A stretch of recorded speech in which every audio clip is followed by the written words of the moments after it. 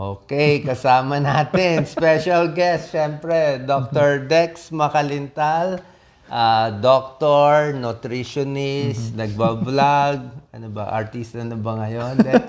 Dati po. Dati, okay. So, maganda mga topics ang gusto ko kay Dr. Dex, doctor na siya, nutritionist pa. Kaya, di ba, minsan pag kami mga doktor, nire-refer pa sa nutritionist. Bakit masyadong mataba to? No. Anyway, wala naman tayo babanggiting any product. In general, yung mga instant noodles, junk foods, yung mga high salt. Ano ba problema natin dito sa high salt? Kaya maraming nagiging pasyente yung mga high blood. Yes. Yun po kasing mga high salt diet. No? Yan po mga medyo mga maalat. Yan po kasi minsan mga kababayan, yan po yung nagkakaroon ng problema tayo. Pwedeng tumaas yung blood pressure po ninyo dyan. Pagka tumaas yung blood pressure nyo, pwede naman tamaan din po yung kidneys nyo. Tandaan po natin na yun pong ating kidneys end organ yan. So yung end organ, since pagka po masyadong mataas yung pressure, isipin nyo parang sa garden, yung garden hose. Yes. Kapag pinigilan po ninyo, may tubig, pinigilan ninyo, sobrang mabilis na ma-pressure yun. Pagka na-pressure yun, pwede nga actually makabutas pa yun ng maliit na plastic man lamang kunwari, di ba? So kung yung isipin po ninyo, yung parang plastic na yun, ay yung inyong kidneys, end organ siya, pwede pong masira yun kapag masyadong mataas po yung inyong salt intake at tumaas ang inyong blood pressure. So, kaya medyo pinalilimitahan. Gayon din, isa pa rin problema, pwede po directly matamaan din po yung, matamaan po yung inyong kidneys. No? So, yun. Kaya yung mga instant noodles, no? Hindi naman sinasabing bawal na bawal, sir. Sinasabi, ako kumakain din ako eh. Ako rin naman kumakain. Walang choice eh. Opo. Sinasabi lang ay pag-iingat, no? Huwag lang araw-araw, no? Kasi kahit paano, lalo yung mga seasonings po, no? Problema diyan, pwede po medyo mataas po yung salt intake natin. Mga gaano karami ang recommended salt intake for the day? Gaano karami nasa noodles, nasa junk food, nasa adobo sauce? Ayon po sa World Health Organization, saka po sa American Heart Association, ayon po sa mga CPGs natin, sabi ay around 2,000 milligrams of salt. So, of sodium. So, ano siya sa conversion? Isang kutsarita po, no? Yung conversion niya talaga sa isang kutsaritang asin para sa buong tao. Hindi yung dagdag, yung kinain mo. Opo, yun na yun. Yung kinain mo. So, kaya naman nagkagano kasi ang taas po ng kaso ng mga may high blood, ng may mga tinatama ng sakit sa puso kasi sa katotohanan niya, yung nangungunang dahilan ng pagkamatay ng mga tao sa ngayon ay sakit pa rin po sa puso. Nangyari yan, 1997 hanggang sa ngayon, yun pa rin. Kaya kinakailangan pinag-iingatan po natin ating mga kababayan. Ang Filipinos, ang salt intake is 4 times, which is 8,000 milligrams mainly sa sarsa. Ang ginagawa ko, Dr. Dex, sa noodle, minsan kasi walang choice eh. Yun ang parang mas safe, lalo na pa nasa probinsya. Nilalagay ko yung hindi lahat ng seasoning, mga 1/2 lang. Tapos yung tubig ko, mga 3/4 lang. Tapos tinatapon ko pa yung tubig.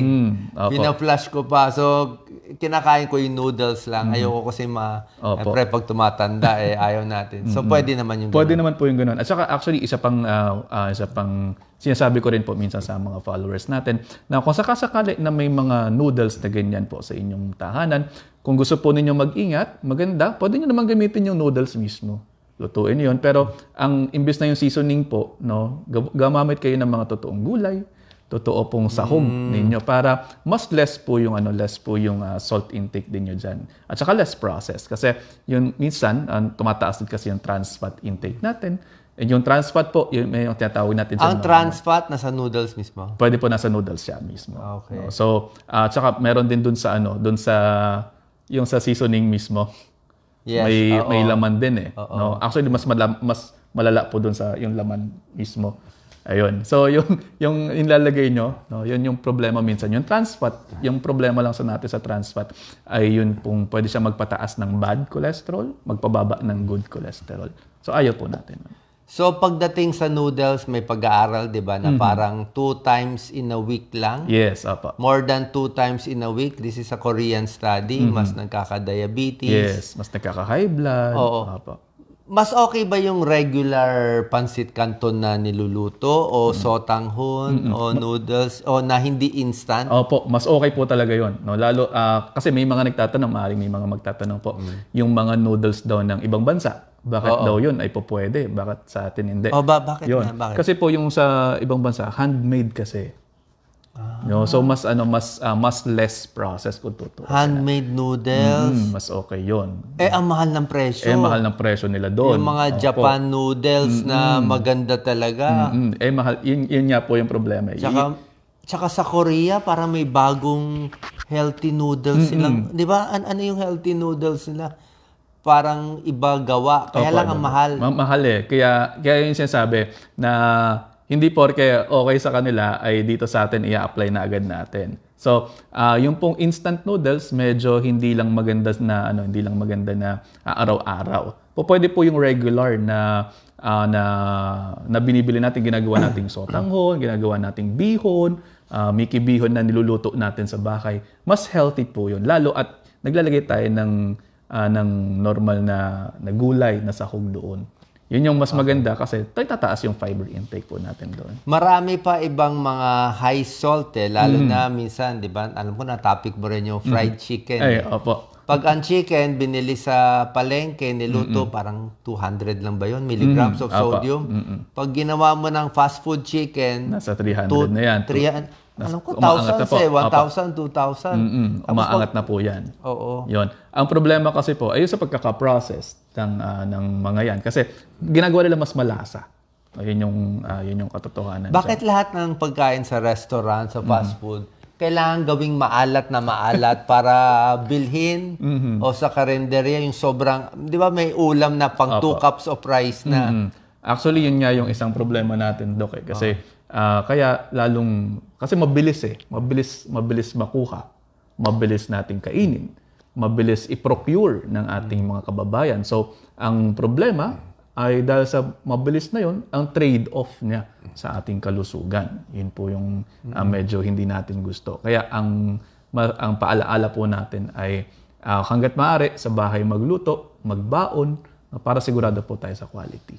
Ano daw benefits ng noodles kung meron? Ayun, may benefits po yung noodles naman natin. Say for example, ang sabi nga po ng teacher ko noon sa nutrition, actually wala namang good and bad foods talaga eh. Okay. No? Lalo sa mga kunwari sa panahon ng pandemya, ng kalamidad, at gutuman, at yan lamang yung available, that could be life-saving dun sa mga tao. Kunwari, yung mga delata, kasi sinasabi na hindi yan maganda sa kalusugan. High salt. High salt masyado.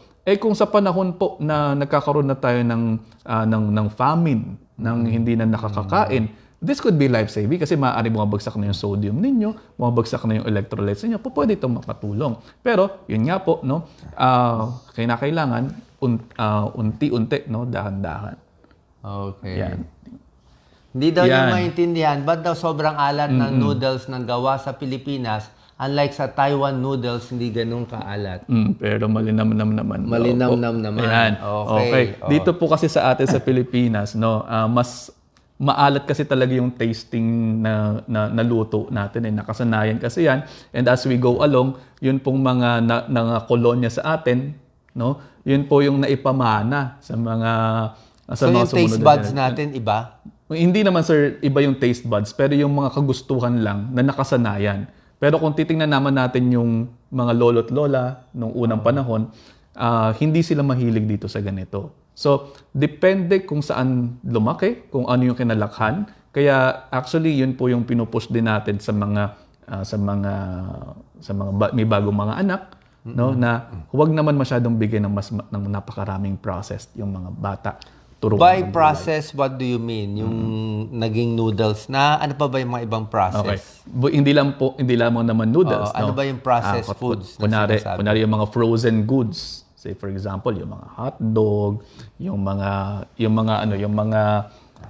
mga masyadong hindi mo na alam kung paano ginawa.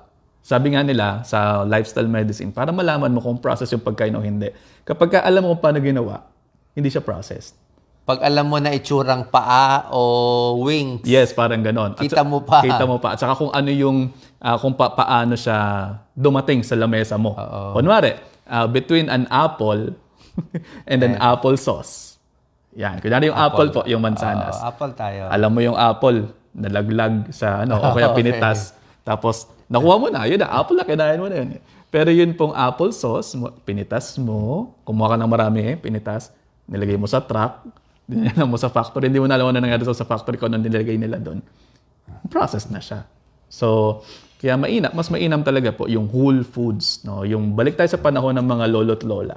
Kung saan... So, mula sa baboy, baka, manok, yung kita mo pa yung forma niya. Opo, kita mo pa yung forma niya. Pag hindi mo na alam kung ano yung itsura. Ito, hindi alam ang itsura. Langgonisa. Ayun. May nagtanong, langgonisa, tocino. Yun. So, medyo process na po sila. No? Pero, ang isa kasing problema sa mga ganun. Pag na-process, ano nangyari? Umaalat? Pwedeng umalat. O, mas masarap. May nilalagay silang seasoning na masarap. Ano ba yung nilalagay na pampalasa doon? No? Iba-iba po. Meron po yung salt. Yan dyan yung sa litre.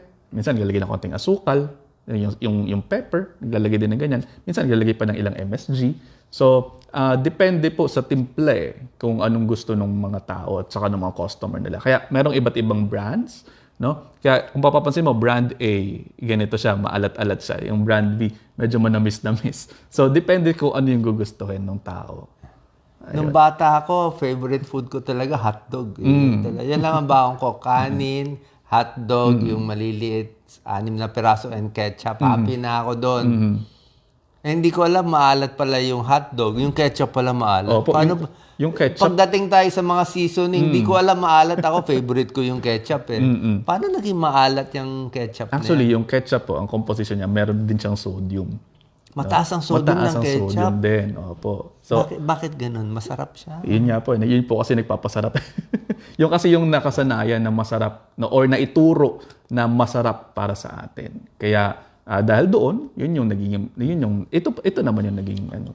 Pwede ba mga homemade langgonisa o chicken langgonisa? Di ba meron ngayon mga healthy na baka meron chicken hotdog. Di ko alam ano yun. Mas a little better ba yun? That's a little better. At saka ang lagi nga nating pinupush ay yung mas alam po ninyo kung paano po ninyo ginawa. Kung kayo ang gumawa. Oo. Kasi kasi maraming lalo nito nagkaroon po nagkaroon na lockdown tayo, no? I hope nagkaroon din po kayo ng pagkakataon na ma-reinvent yung sarili ninyo, no? Or makagawa po ng iba pang mga hobbies ninyo. At yung iba nating mga kababayan nakagawa ng hobbies na nagkaroon ng ibang mga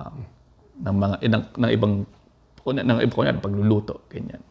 Sabi baker daw siya, lagi siyang kumakain ng sugar, salt lang daw ang nilalagay nila. Di ba ganun? Hindi po kami naglalagay ng sugar, salt lang po. Everyday, kumakain kami araw-araw. Tinapay naman natin. Tinapay naman po. Okay lang naman po kumain ng tinapay. Actually, nakakatulong nga yung tinapay sa pagbibigay po ng enerhiya sa inyo. Okay. So, ano pa yung mga babantayan nila? Yung mga hindi nila alam na high salt pala. Like pag kamatis, okay. Yun. Pag tomato sauce na. Yun, opo. Katulad doon, tomato sauce. Ang spaghetti pala natin ngayon. Bakit ang alat-alat? Ayun, gawa po ng salt na nilalagay, yung sodium na nilalagay. So, yun po yung nagpapaalat doon. Yun yung nagpapalasa doon. So, tikman yung maigi na po yung inyong mga kakainin. So, ang hirap minsan kumain sa labas. Talagang, what can you recommend na yung healthy diet, pagkain sa labas, lalo na pag tumatanda. Ang mga senior, yung panlasa nawawala. So talagang more salty ang gusto nila. Yun nga po. Kaya ang suggestion ko po, kapag kakain kayo sa labas, hanap kayo ng isang lugar na mayroong mas maraming gulay. At yung pong plato ninyo, kalahati po ng plato ninyo, lagyan nyo po ng gulay. Anong restaurant maraming gulay? Kunwari, karinderya para sa normal na tao. No? Yung hanap kayo ng karinderya at ang inyo pong plato, pupunayin po ninyo ng kalahati ay gulay. No? Yung 1/4 ninyo, nandoon po yung inyong kanin, no? And then another 1/4 po, mas mainam po isda, no? At hindi yung masyadong pinrito at hindi yung nilagay ng marami masyadong sarsa. Kung mayroon pong mga sa steam, isda, 'di ba, may tuyo, may daing, 'di ba? Very salty. Very salty. Sabi nga ni Doc Lisa, naaral niya na pwedeng misa binababad sa tubig. Babarin mo muna sa tubig para mabawasan yung mabawasan yung salt niya. Opo, pwede po. Sa condiments, ano bang kapalit mo sa toyo, patis, bagoong? Ayun, kapag ka ganun, medyo iiwasan po. Lalo kapag ka meron pong high blood na, nagkakaroon po ng sakit sa puso, nagkakaroon ng sakit sa kidney, medyo limitado po talaga yung pagbibigay po natin ng condiments. So, mas mainam dyan, no? Konting pepper na lamang po yung ilagay ninyo, o kaya yung pong ilan pa, no? Yung mga spices natin po, pwede po yun, no? Yung mga nabibili ninyong herbs and spices. Ano mga spices na hindi nila alam pwede nila pala Ayun, gamitin? pwede nyo gamitin mga rosemary, yung mga coriander, mga Hindi pa thyme. mahal yun. Okay. Meron pong mga nabibiling mga maliliit Mura lang. lang. O mga mura lang. Yung pwede nyo pong gamitin pang mix and match nyo po sa inyong mga yan. Meron din nga actually luyang dilaw eh. Pwede rin lahat. yun. Masasanay na yung taste Masasanay, buds yung natin. taste buds nyo dyan. Kayong Para mga magkaiba. nutritionist, minsan pag pinapayuhan nyo yung mga pasyenteng diabetic na matataba, minsan yung mga diabetic patients pinagtatawanan lang ang nutritionist. Oo nga po. Wala nang pinapayo mo, hindi ko susundin Opo. lahat yan. Magja-junk food pa rin ako. Pag pumunta tayo sa supermarket, lahat ng roast junk food. Oo nga po eh. Yun actually yung isang... Baka may bagong meron bang healthy potato chips? Healthy junk food? O meron nga yung mga okra chips? Opo, may mga gano'n O naman. kale chips? Yung mga gano'n. O mushroom chips? Mas pero mainam maalat pa po rin. yun. Mas mainam actually sila. No? Pero yung, kung titingnan natin, yung nutritional content, halos ganun din. Kung titingnan ninyo, maalat din eh. No, pero kung kayo ay diabetiko po, no, at wala namang high blood, pwede naman paminsan-minsan ito. At ang suggestion ko po na inyong snack, mas mainam po prutas, no, na low glycemic, no. Anong prutas na low glycemic? Katulad kunyari yung mga mga apple ninyo, yung mga guava ninyo, no, at least mabababa po yung asukal ng mga ganyan. Yung mga berries, medyo okay. Strawberries, mga ganyan, okay yan, mga ganyan. Kaya kinakailangan talaga po, maintindihan po natin, pinakamainam talaga. Pagkakonsulta po kayo sa nutritionist, maghahanda po kayo ng mga around 45 minutes to 1 hour na kwentuhan. Kasi, dahil sasama loob mo afterwards. bukod doon, ay kinakailangan po kasi mai-detalye sa inyo gaano kadami ang po pwede per tao. Kasi po, depende yan sa iniinom na gamot, inyong age, inyong height, inyong weight, no, inyong trabaho. Kino-compute pa age. Kino-compute po. Opo. So, mas malaki, more food. Mas malaki po, more matangkad. food. Opo, yun. Pero kung maliit, medyo banda bababa. at Opo. mataba, walang Bababaan paglalagyan natin. yung pagkain. Opo, bababaan po natin yun. Parang medyo masakit yung sinabi mo. Opo. So, nasa height yun. Opo, nasa height, nasa weight, nasa age, nasa disease process po. Kasama dyan, titingnan din namin yan. At saka yung ininom yung gamot. Kasi yung ininom yung gamot, titingnan natin, lalo kunwari, may mga kababayan tayo na napapagod na po sa pag-inom ng mga gamot nila. Ang ginagawa dyan ay inaalam kung ano yung dapat gawin. Kasi sa atin po mga guidelines na makikita po ninyo dyan, yung kunwari, diabetico, nakita kayo diabetico, high blood, meron dong red box na kalagay, lifestyle modification. Tapos saka yung gamot. Yung lifestyle modification, kasama po doon yung diet. Minsan nasi-skip, no, ng mga pasyente natin. Pero pinakamainam po, konsulta din po kayo sa nutritionists ninyo at para malaman. Mahal ba consult sa nutrition? Hindi naman, sir. Ganun din eh. Meron yung mga katulad So, yung sa mga patients mo, kinakonsult ka? Opo, diretso na po yun. Magkasama na po yung konsulta nun sa doktor at sa nutritionist. Iisa na lang yung PF nun. Hindi yan naabot na. Pag ikaw, Pag PF, doble, Opo. hindi yung nutritionist single. Wala na. At Dr. Single. Okay? Wala na Follow po yun. kayo sa page ni Dr. Dex Makalintal. Facebook and YouTube. Makikita nyo. Marami siyang mga videos doon. Tamang payo sa nutrition. At may konting kanta pa ata ako nakita. Konting entertainment po para sa Okay. inyo. Maraming salamat po. Magbabalik po kami. God bless.